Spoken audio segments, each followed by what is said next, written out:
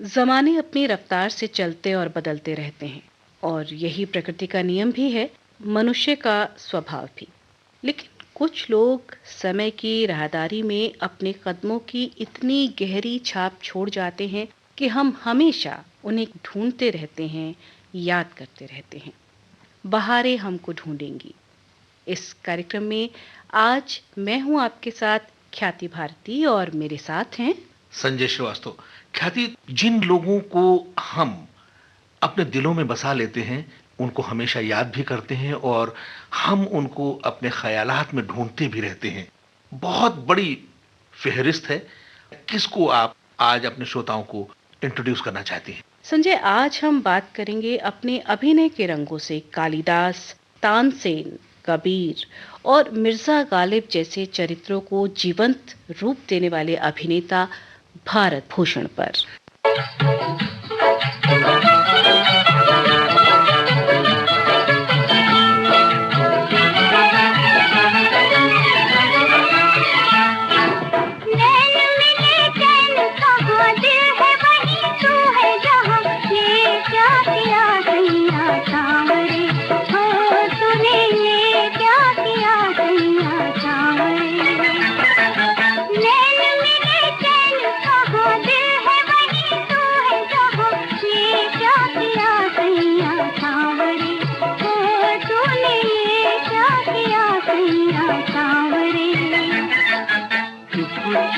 रह के लुटाया दिल तुझसे, एक सुख पाया मैंने 100 दुख सह के, एक सुख पाया मैंने 100 दुख सह के, चुप चुप रह के।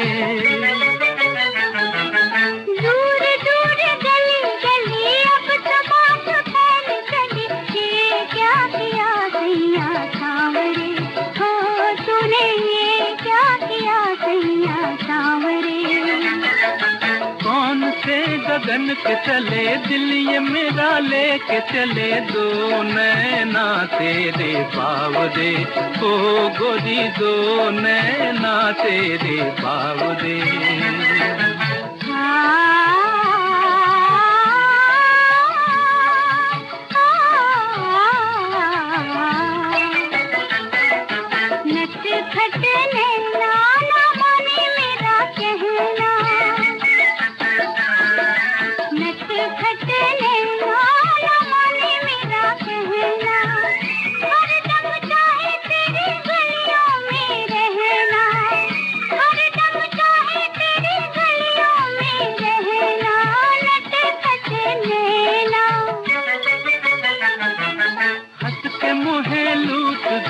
कुछ कहा तो रूठ गए, दो नैना तेरे बावरे, हो गोरी दो नैना तेरे बावरे।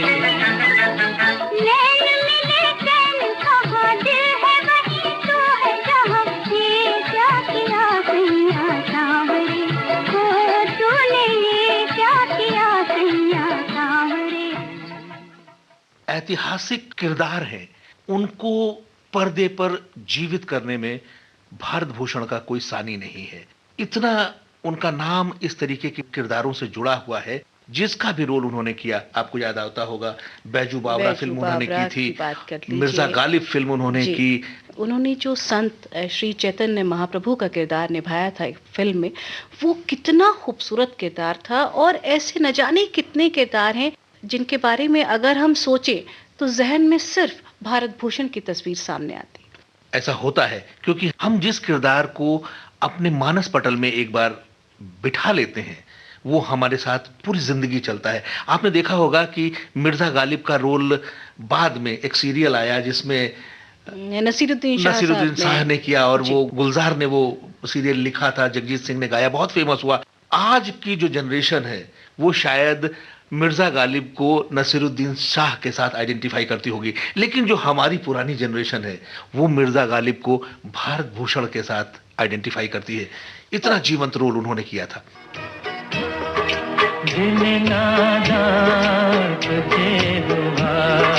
क्या है आखिर इस दर्द की दवा क्या है।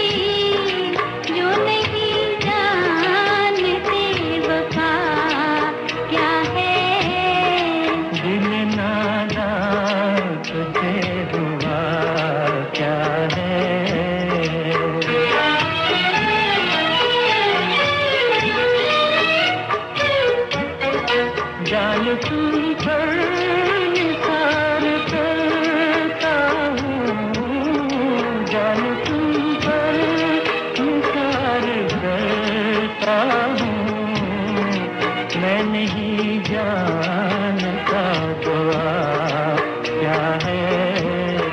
दिल नादा तुझे हुआ क्या है, आखिर इस दर्द की दवा क्या है।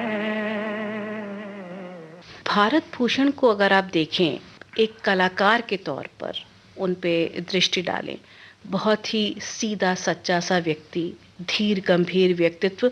उनके घर में इस तरीके का कोई माहौल नहीं था ख्याति। फिल्मों को टैबू समझा जाता था। उनके पिता बड़े स्ट्रिक्ट किस्म के आदमी थे, छोटे से शहर मेरठ में जन्मे। संजय, आपने कहा कि उनके जो परिवार का माहौल था वो इस तरह का था जो फिल्मों को देखना या फिल्मों में काम करना इसको अच्छा नहीं मानता था। ख्याति पिताजी से वो नाराज हो गए, अलग हो गए। फिल्मों से वो बहुत मुतमईन थे, काम करना चाहते थे। वो दुनिया उनको बड़ी रास आने लगी थी। उस जमाने में जैसा होता था, सबसे पहले लोग कलकत्ता जाते थे, वहां पहुंचे, कुछ दिन वहां पर रहे, थोड़ा बहुत स्ट्रगल किया, कोशिश की, लेकिन वहां कुछ खास बात बनी नहीं। उसके बाद वो मुंबई चले गए। उन्होंने अपना भाग्य आजमाना शुरू किया और 1941 में उन्होंने पहली फिल्म साइन की, चित्रलेखा। हालांकि इस फिल्म में संजय वो लीड रोल में नहीं थे, लेकिन ये कहा जाए कि यहाँ से पहला कदम उन्होंने फिल्म इंडस्ट्री में रखा। उसके बाद भी काफी स्ट्रगल किया उन्होंने, लेकिन कुछ खास सफलता उनके हाथ नहीं लगी। और फिर वो एक रिकमेंडेशन लेटर के साथ एक स्टूडियो पहुंचे, जहां पर महबूब साहब अपनी एक फिल्म अली बाबा 40 चोर की रिकॉर्डिंग कर रहे थे। और बड़ी मुश्किल से भारत साहब उनके पास पहुंचे और उन्हें वो लेटर दिया। तो महबूब साहब बोले कि ऐसा है भारत जी, आप थोड़ा लेट हो गए क्योंकि मेरी जो फिल्म की कास्ट है वो पूरी हो गई है और मुझे माफ़ कीजिए, मैं आपके लिए कुछ नहीं कर सकता। तो भारत भूषण जी बड़े परेशान हो गए कि अब क्या किया जाए। तभी किसी डायरेक्टर ने कहा कि आप ऐसा करिए, एक फिल्म है कबीर, जिसकी जो शूटिंग है वो फला स्टूडियो में चल रही है, आप चाहें तो वहाँ अपना भाग्य आजमा सकते हैं। तो वो बेचारे थोड़े से हताश होकर लौटने लगे और सोचा कि चलो वहाँ भी एक बार कोशिश करके देख लेते हैं। जब वो वहाँ पहुँचे, उन्होंने जो उनके डायरेक्टर थे रामेश्वर जी, उनसे कहा कि सुना आप एक फिल्म बना रहे हैं कबीर, तो हमें अगर संभव हो तो एक छोटा सा रोल कोई दे दीजिए। उन्होंने भी वही बात की कि देखिए अब फिल्म की कास्ट लगभग पूरी कर चुका हूँ और सिर्फ एक छोटा सा रोल है काशी नरेश का, अगर आप चाहें तो वो मैं आपको दे सकता हूँ। लेकिन भारत भूषण जी चूंकि सपने बहुत बड़े थे, उन्हें लगा कि एक छोटा सा रोल, और वो एक छोटा सा रोल ऑलरेडी कर चुके थे एक फिल्म में।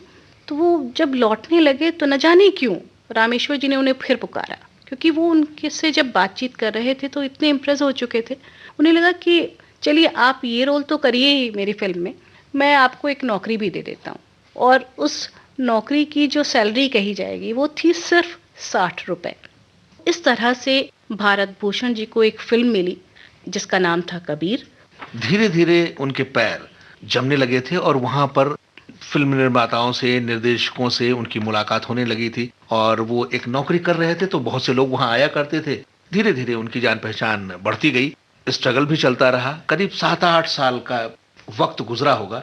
उसके बाद उनको विजय भट्ट निर्देशित फिल्म मिली बैजू बावरा। संजय, ये फिल्म किसी परिचय की मोहताज नहीं है कि हम बताएं कि फिल्म बैजू बावरा क्या थी और किस तरह का रोल भारत भूषण जी ने किया, क्योंकि ये फिल्म उनके करियर में मील का पत्थर साबित हुई। बैजू एक म्यूजिशियन का ही बेटा था और उसको लगता था कि उसके फादर को जो मौका नहीं मिला उसका कारण थे तानसेन। इस वजह से वो तानसेन से मुकाबला करना चाहता था और तानसेन को वो संगीत के कंपटीशन में हराना चाहता था। यही छोटी सी कहानी है फिल्म में, जिसको बहुत बेहतरीन तरीके से विजय भट्ट साहब ने डेवलप किया और उसमें बेहतरीन गाने रखे। क्या जबरदस्त ट्रायो था, मोहम्मद रफी, शकील बदायूनी और नौशाद। ये फिल्म इतनी खूबसूरत फिल्म थी संजय, और इसमें भारत भूषण जी ने बैजू का किरदार निभाया था।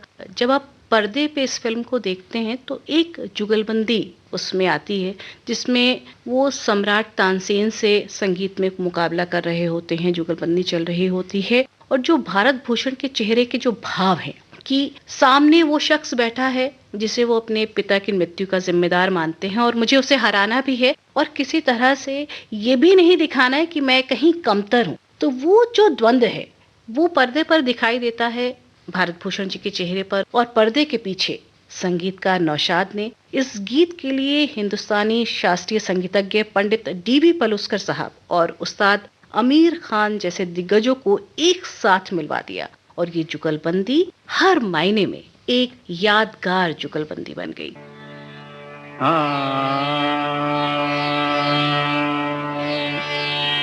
आज गावत मन मेरो झूम के, आज गावत मन मेरो झूम के, तेरी तान भगवान।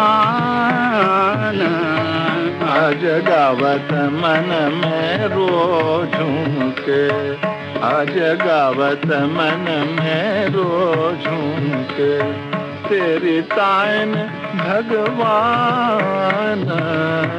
आज गावत मन मेरो झूम के, हार गया तो जीवन जावे, जीता गायक दुनिया पावे, रखियो अब मोर शान रे।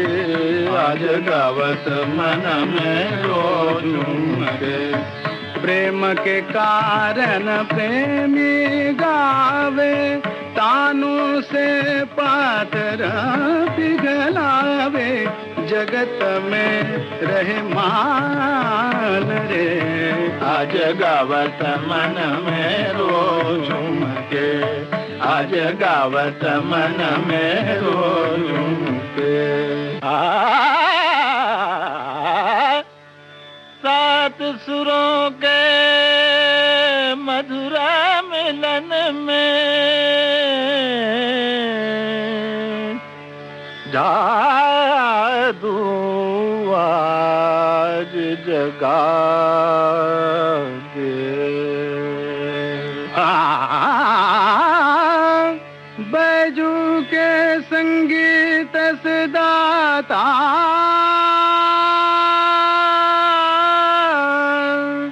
जल में आग लगा दे, जल में आग लगा दे। आज गावत मन मेरो झूम के, आज गावत मन, आज गावत मन, आज गावत मन, आज गावत मन, आज गावत मन। दर बद मबनि द परि दर मगरे दर नि द बद मबनि नि द बद मबद मपर क दर नि द। आज गावत मन मनि दरि दनि बम मनि दरि ग दर नि दरि बम बरि ग दरि नि द द बद मबरि ग दर नि द। आज गावत मन मेरो झूम के, आज गावत मन। दरि मब दरे मबनि द धनि दरि मब मब बरे दरि द गगनि धनि द बद मब द मबरे ग दर नि द। आज गावत मन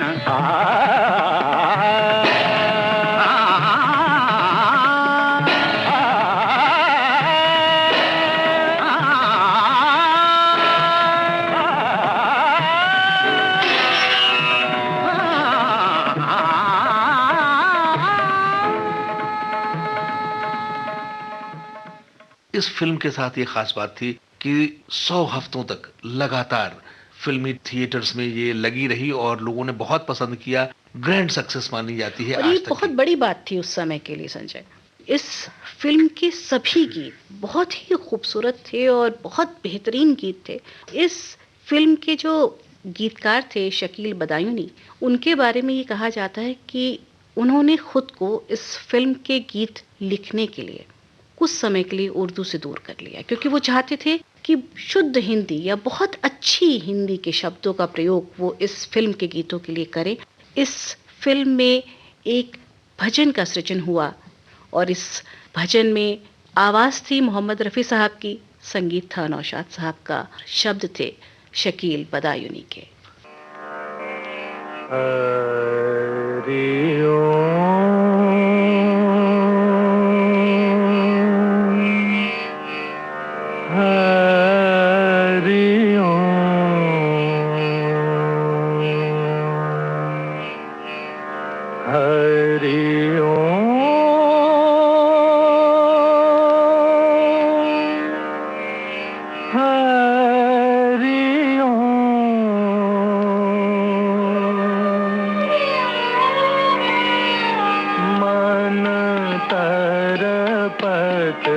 हरिधर शयन को आज मन तरपत हरिधर शयन को आज मोरे तुम बिन बिगड़े सगर काज हो बिनती करत हूँ रखियो लाज मन तरपत हरिधर शयन को आज तुमरे द्वार का मैं हूँ जोगी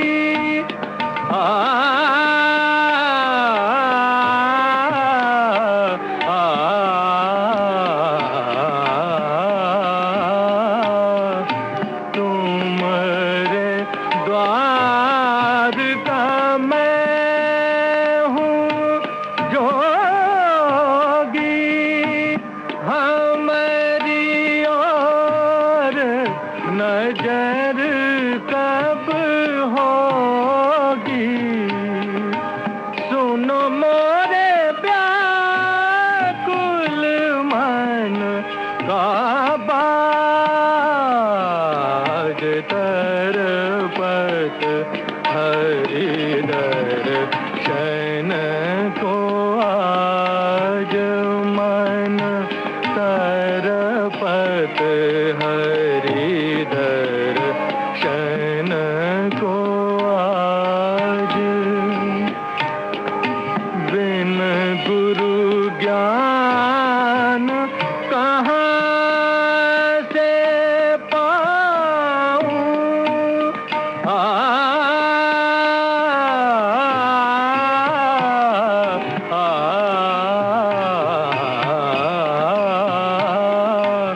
बिन गुरु ज्ञान कहाँ से पाऊं दीजो दान हरि गुण गाऊं सब गुणी जन पे तुम राज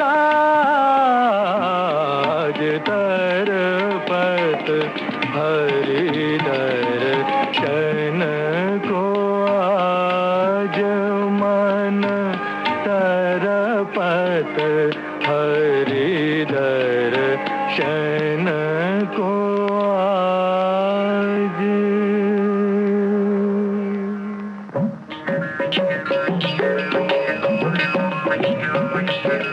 मुरली मनोहर आस न तोड़ो मुरली मनोहर मोहन गिरधर हरिओ दुख भंजन मोरा साथ न छोड़ो हरिओम हरिओम हरि हरिओम दर्शन भिक्षा दे दो मुरली मनोहर मोहन गिरधर हरिओ मोह दर्शन भिक्षा दे दो दे दो मुरली मनोहर मोहन गिरधर हरिओ मुरली मनोहर मोहन गिरधर हरिओ मुरली मनोहर मोहन गिरधर हरिओ मुरली मनोहर मोहन गिरधर हरिओ मुरली मनोहर मोहन गिरधर हरिओ मुरली मनोहर मोहन गिरधर हरिओ मुरली मनोहर मोहन गिरधर हरिओ मुरली मनोहर मोहन गिरधर हरिओ मुरली मनोहर मोहन गिरधर हरिओ। ख्याति, अभी हमने फिल्म बैजू बावरा की बात की। भारत भूषण साहब का कैरियर शुरू हुआ था फिल्म चित्रलेखा से, 1941 में आई थी और उसके बाद 1952 में आई बैजू बावरा। करीब 11 साल का अंतर था इन दो फिल्मों के बीच में और बैजू बावरा से वो बिल्कुल फिल्मी पटल पर छा गए, बिल्कुल टॉप के शीर्षस्थ कलाकारों में उनकी गिनती होने लगी। और बैजू बावरा में उन्होंने मीना कुमारी के अपोजिट काम किया था। मीना कुमारी भी उस समय की बहुत मशहूर अदाकारा थी, बाद में तो उन्होंने और भी बहुत ख्याति प्राप्त की। उसके बाद 1954 में उनकी एक फिल्म आई श्री चैतन्य महाप्रभु। शुरू में ही हम लोगों ने जिक्र किया था कि ऐतिहासिक रोल्स करने में भारत भूषण को आज भी जाना जाता है। बैजू बावरा का रोल उन्होंने किया। उसके बाद जो फिल्म आई मिर्जा गालिब, और संजय मिर्जा गालिब उर्दू शायरी का ही नहीं, भारत का भी गौरव है। उनकी लोकप्रियता के आगे विश्व साहित्य की बड़ी हस्तियां भी नतमस्तक रही हैं, और उस हस्ती पर फिल्म बनाने का विचार ही अपने आप में इतना रिस्की था। ये हौसला अगर कोई कर सकता था और इस अनहोनी को अगर किसी ने मुमकिन बनाया तो वो थे सोहराब मोदी साहब। लेकिन यहाँ मैं ये कहना चाहूंगी कि सोहराब मोदी साहब ने भी ये रिस्क अगर लिया तो सिर्फ इसलिए लिया क्योंकि उनकी नजर के सामने थे भारत भूषण, और उन्हें पूरी उम्मीद थी कि भारत भूषण इस किरदार के साथ जितना न्याय कर सकते हैं उतना शायद ही कोई और कर पाए। ऐतिहासिक रोल पर्दे पर लाने के लिए चैलेंज तो बहुत होता है, क्योंकि लोगों की उम्मीदें बहुत बढ़ जाती हैं। ऐसे रोल्स भारत भूषण ने इतनी सजीव तरीके से निभाए कि आज भी हम इस चीज को मानते हैं कि उन्होंने कितनी मेहनत की होगी इन रोल्स को निभाने के लिए। इश्क मुझको नहीं वहशत ही सही, इश्क मुझको नहीं वहशत ही सही। सुभान अल्लाह, वाह वाह वाह वाह वाह। मेरी वहशत तेरी शोहरत ही सही। सुभान अल्लाह, वाह वाह वाह, क्या कह रहे हैं, बहुत खूब, बहुत अच्छे। कता कीजिए ना ताल्लुक हमसे, कुछ नहीं है तो अदावत ही सही। वाह वाह, कुछ नहीं है तो अदावत ही सही। अगला शेर है, तीसरा शेर, जरा ठहरिए, मैं भूल गया। भारत भूषण मन के बहुत ही अच्छे और सच्चे इंसान थे, और उनका ये रूप उनके पूरे व्यक्तित्व से छलका पड़ता था। उनकी भलमनसाहत और सादगी के चर्चे इतने आम थे संजय कि शायद ही इंडस्ट्री में कोई ऐसा इंसान हो जिससे कभी उनका झगड़ा हुआ हो या कोई अनबन हुई हो। और उनका मासूम सा चेहरा, संवेदनशील प्रकृति, शायद यही वजह रही होगी कि निर्देशकों ने अपनी अधिकांश फिल्मों में उन्हें बतौर आर्टिस्ट फ्रेम किया। जैसे फिल्म श्री चैतन्य महाप्रभु। चैतन्य महाप्रभु के रूप में उन्होंने उस फिल्म में भी जान डाल दी। लोगों को वो भी फिल्म बहुत पसंद आई, और इस फिल्म के लिए उनको इतना सराहा गया कि फिल्म फेयर का बेस्ट एक्टर का जो खिताब होता है उस साल के लिए उन्हें दिया गया। एक और बहुत काबिले तारीफ फिल्म है जिसका बहुत नाम है, आज भी हम उसको याद करते हैं उस फिल्म के गानों के लिए और भारत भूषण के रोल के लिए, और वो फिल्म थी बसंत बहार। बिल्कुल ठीक पहचाना आपने। इस फिल्म में भी उन्होंने एक ज्योतिषी के बेटे की भूमिका निभाई थी, और खूबसूरत गानों से सजी हुई फिल्म थी। और इस फिल्म में उनके साथ निम्मी थी।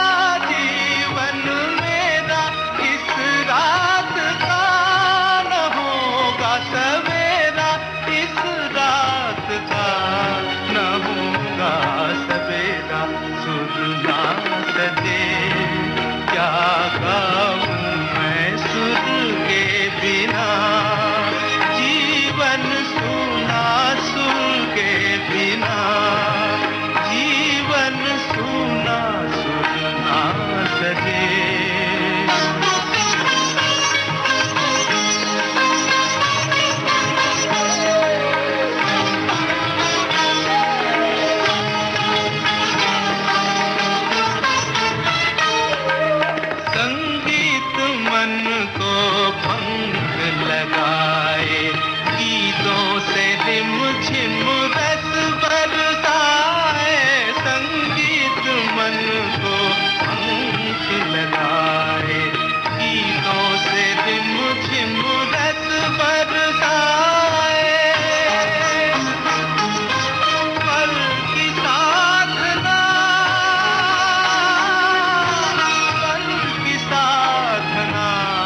परमेश्वर की सुर ना सजे क्या गाऊं मैं सुर के बिना जीवन सुना सुर के बिना जीवन सुना सुर ना सजे क्या गाऊं मैं सुर ना सजे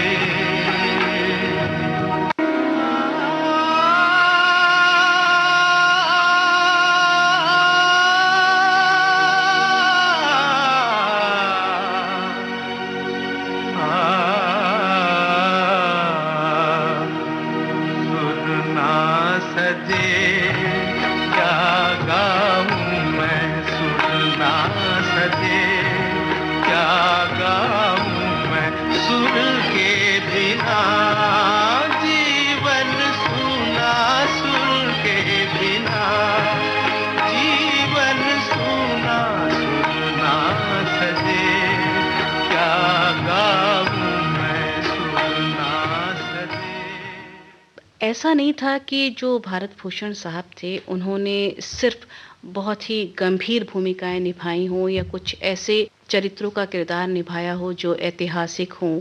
उन्होंने बहुत ही मज़ेदार कैरेक्टर्स भी प्ले किए हैं। अब आप ज़रा कल्पना करिए कि भारत भूषण साहब हैं, सपेरे के वेश में हैं, बीन बजा रहे हैं और मधुबाला जी के साथ चुहल कर रहे हैं, और वो बीन की धुन भी ऐसी कि आज भी यदि बीन के बारे में आप सोचते भी हैं तो वो धुन खुद ब खुद आपके कानों में बजने लगती है।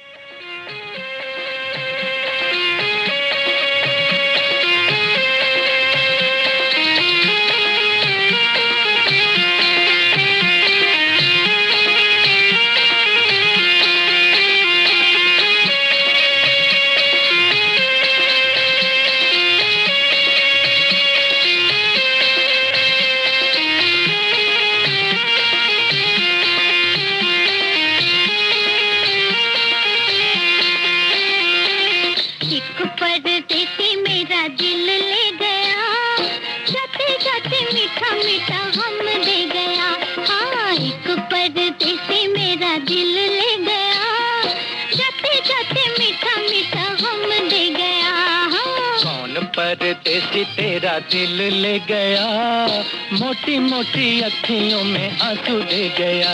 ओए कौन परदेसी तेरा दिल ले गया, मोटी मोटी अखियों में आंसू दे गया।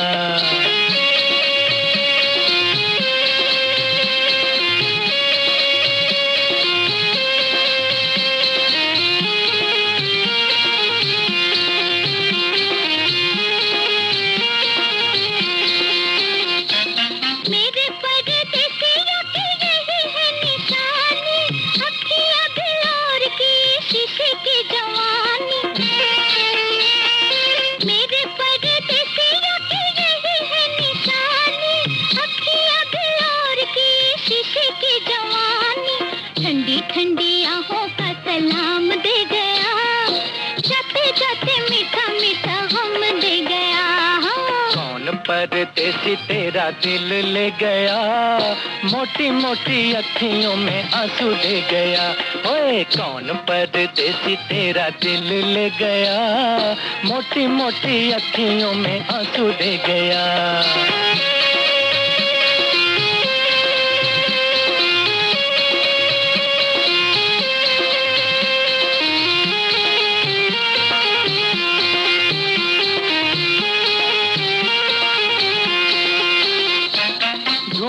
रहे तुझे लाखों दिल वाले, कर दे ओ गोरी जरा आंखों से उजाले।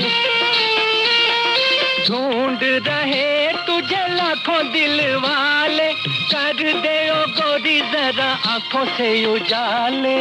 आंखों का उजाला परदेसी ले गया, जाते जाते मीठा मीठा गम दे गया। कौन परदेसी तेरा दिल ले गया, मोटी मोटी अखियों में आंसू दे गया।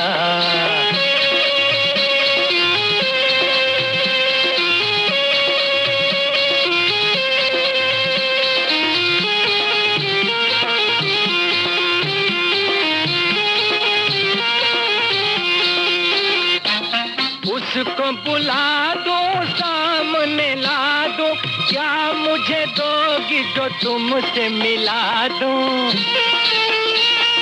उसको बुला दो, सामने ला दो, क्या मुझे दोगी जो तुमसे मिला दूं। जो भी मेरे पास था वो सब ले गया, जाते जाते मीठा मीठा गम दे गया। कौन परदेसी तेरा दिल ले गया, मोटी मोटी अखियों में आंसू दे गया। एक परदेसी मेरा दिल ले गया, जाते जाते मीठा मीठा गम दे गया। वर्सटाइल कलाकार की यही निशानी होती है कि वो कभी किसी सांचे में ढला हुआ नहीं होता। वो कोई भी रोल, कोई भी किरदार उसको दिया जाए, उसको वो बखूबी निभा सकता है। हालांकि हमारी फिल्म इंडस्ट्री के साथ ये बात जुड़ी हुई है कि बहुत से कलाकारों को टाइप कास्ट कर दिया गया और उनकी पूरी प्रतिभा निखर कर नहीं आई।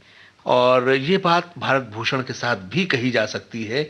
उन्होंने रोल तो बहुत से किए और उनमें प्रतिभा भी असीमित थी, कोई भी रोल हो वो कर सकते थे, लेकिन उन्होंने ज्यादातर ऐतिहासिक रोल किए और उसी छवि से आज हम सब उनको जानते हैं। हमारा जिक्र भी